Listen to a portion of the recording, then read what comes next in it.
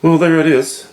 The painting is finished. Again, I'll live with it for a bit, and I might touch it in some way or another, but for the time being, that's, I think, finished. Sorry about the shakes here. I haven't done it for a little bit, so I'll just go over some of the colors I've used.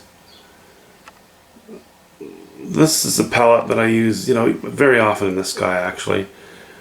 The darker gray cloud is pretty much cobalt blue and raw umber, the darker areas, and then I've added a little bit of alizarin crimson and a little bit of yellow ochre in areas to overlay that and make it appear as though, yeah, the closer clouds are picking up some of the color of the background. I'm moving over to behind that cloud, some of the sunlit sky. See, I've got some pretty strong yellow ochre up here.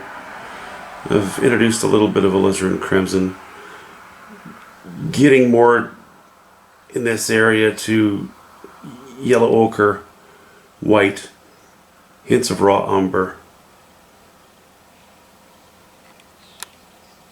And then you can see a little bit past that, those fuzzy cloud shapes, and in the back behind that there's a little ultramarine blue and cobalt blue, raw umber. As usual, there are so many different dribs and drabs of color that I add to an area like that I can't really pick each one for you and describe them. I'll just sort of give you a general idea. You see the blue in the sky behind these trees, that's mostly raw umber and cobalt blue.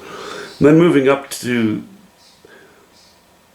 those purples, that's ultramarine blue, alizarin crimson, and again white and raw umber. I've used a lot of raw umber, which is why I say I use a lot of grays in this painting. I use a lot of raw umber to knock down the chroma a lot of the time. It can cool things off or warm things up depending on what you use it for. And those hills in the distance, that's burnt sienna and cobalt blue and white. Sometimes a hint of yellow ochre, not much so. These trees, trunk areas are burnt sienna and white. On the shady side, I add a little bit of ultramarine blue to cool it down. Let me just zoom in there. Very rough up close, but as I say, you back up and things start to fall into place. So this rock mass here, where the sun's catching it, yellow ochre, burnt sienna, titanium white, and then folding around the corners into the shadows, I've made it more of well, obviously purple with cobalt blue, alternating with ultramarine blue and alizarin crimson and white. Sometimes adding a little yellow ochre into that color just to cool it down, because it is in the shade. The foliage on these trees are, well, the distant trees, pretty much straight ultramarine blue and yellow ochre with bits of white here and there. And same on the foreground trees, but I've given a little more variety. On the shady side, more blue and some white. On the sunny side, more yellow ochre and white.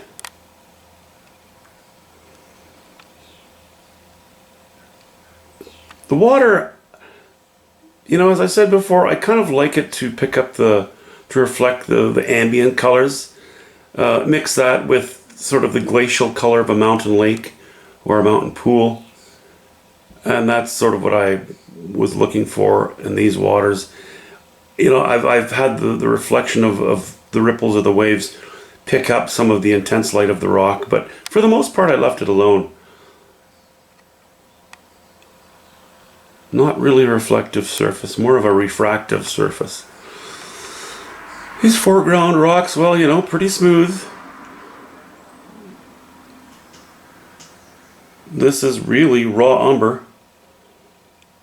A smidgen of cobalt blue, and maybe a touch of alizarin crimson, and mostly not in these gray ones. The other, obviously, well, those are, you know, there's a purple one, ultramarine blue, alizarin crimson, touch yellow ochre and white. And then we're going to this one.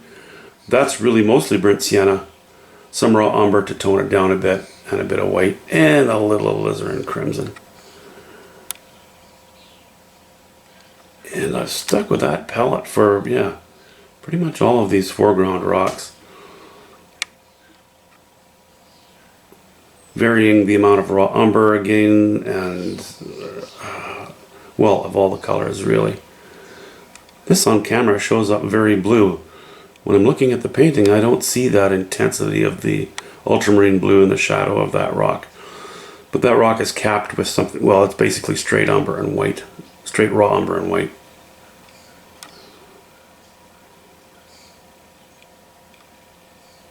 So as you can see, all over the place, dribs and drabs of different colors, trying to keep it interesting. Warmer colors in the light, cooler colors in the dark. Even if the value of a cool color is a bit light, it still appears to be in the shade because there's no direct sunlight on it. Then I decided to stick that rock in there. It's pretty strong, but I didn't want to end up with a sort of a visual hole, dead center of the painting. So I thought that gave that bedrock mass a little more interest.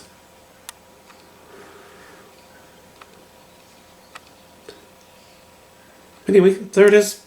I'm going to call that done. I'll see you on the next one. I don't know, I'll probably do another video. I don't know. It'll be something to do with painting, maybe. That's a thought. Have a good day, guys. Talk to you later. Bye-bye.